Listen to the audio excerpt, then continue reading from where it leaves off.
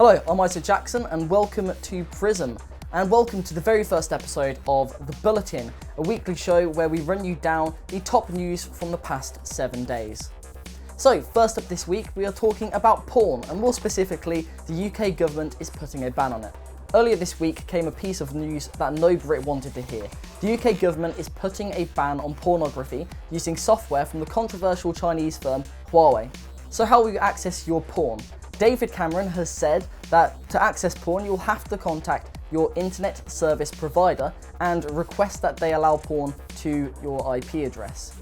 So this is not something many people are going to want to be doing. It's going to be quite an embarrassing thing for most people.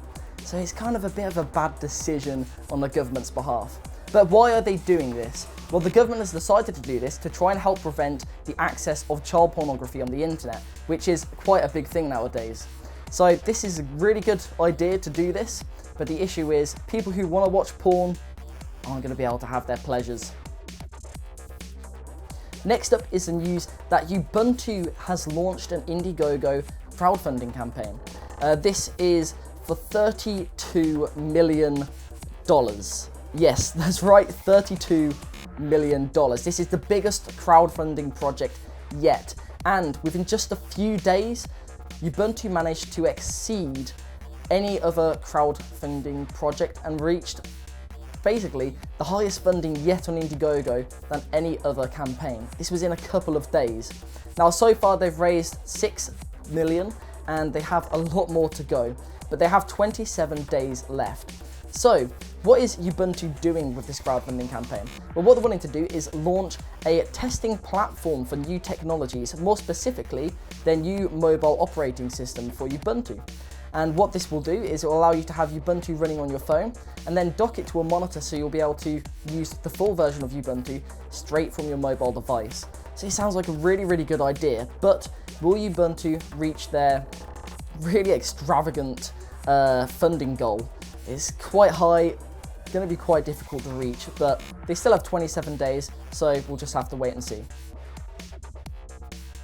The final piece of news this week is from Google, and they've just released a product called Chromecast, which allows you to slingshot data from your mobile device, your tablet, your laptop, your PC, directly to your TV.